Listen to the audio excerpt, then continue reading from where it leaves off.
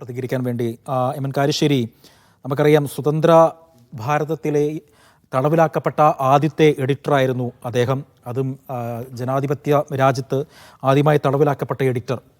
അതുമാത്രമല്ല, അദ്ദേഹത്തെപ്പറ്റി പറയുകയാണെങ്കിൽ നിരവധി പുസ്തകങ്ങൾ രചിച്ചു, 20ഓളം ഗ്രന്ഥങ്ങൾ അദ്ദേഹം രചിച്ചു. എങ്ങനെയാണ് നമുക്ക് അദ്ദേഹത്തിൻ്റെ വിയോഗത്തെ ഒന്ന് ഓർമ്മപ്പെടുക്കാൻ കഴിയുക? ജോർജ് വ്യക്തിപരമായി എനിക്കൊരു നഷ്ടമാണിത്. അദ്ദേഹം എൻ്റെ സുഹൃത്തായിരുന്നു. അദ്ദേഹം നമ്മുടെ ജനാധിപത്യത്തെ ശാക്തീകരിക്കുന്നതിൽ വലിയ പങ്ക് വഹിച്ച ഒരു പത്രപ്രവർത്തകനും എഴുത്തുകാരനുമാണ്. അദ്ദേഹം ഇംഗ്ലീഷിലാണ് എഴുതിയിരുന്നത്. ഒരു ഇന്ത്യൻ എന്ന് വിളിക്കാവുന്നൊരു പത്രപ്രവർത്തകനാണ് അദ്ദേഹം, മലയാളിയാണെങ്കിലും.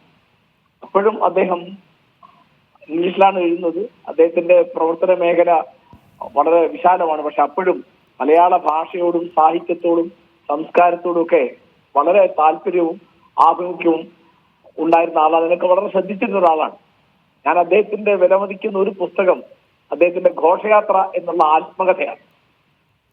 അത് വളരെ മലയാളത്തിലെ പ്രധാനപ്പെട്ട, അതായത് വളരെ മനോഹരമായി എഴുതിയിട്ടുള്ള ആത്മകഥകളിലൊന്നാണ്. സാധാരണ പത്രപ്രവർത്തകരുടെ സാമാന്യമായ രീതിയിൽ നിന്നൊക്കെ വിട്ടിട്ട് സംസ്കാരത്തിന്റെ ആഴത്തിലേക്ക് പോകാൻ സാധിക്കും അദ്ദേഹത്തിന്.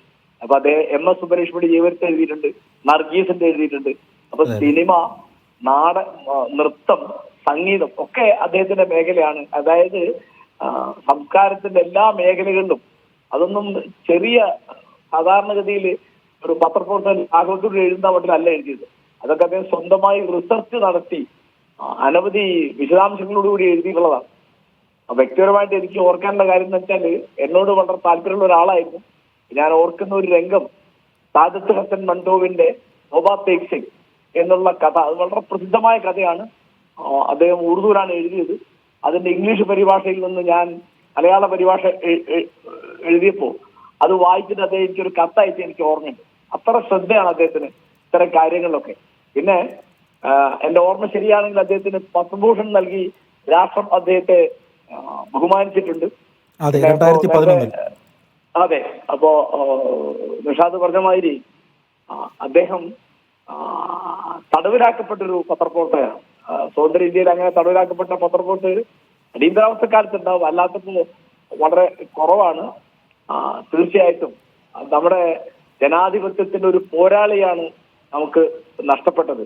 അത് ഇന്ത്യക്ക് പൊതുവിലും കേരളത്തിന് വിശേഷിച്ചും ഒരു നഷ്ടമാണ്. നമ്മുടെ ഇപ്പൊ CP രാമേന്ദ്രന്റെ ഒക്കെ ലെവലിലുള്ളൊരു വലിയ മലയാളി പത്രപ്രവർത്തകരുടെ കൂട്ടത്തിൽ നമ്മൾ ഓർക്കുന്ന പ്രധാനപ്പെട്ട ഒരു പേര് രാമേന്ദ്രനാണെങ്കിൽ, അല്ലെങ്കിൽ ശങ്കരപ്പിള്ളി ആണെങ്കിൽ ശങ്കർ സ്പീക്കറുടെ ആ ലെവലിലുള്ള ഒരു വലിയ പത്രപ്രവർത്തകനാണ് അദ്ദേഹം. ഭാഗ്യവശാൽ ദീർഘകാലം ജീവിച്ചു.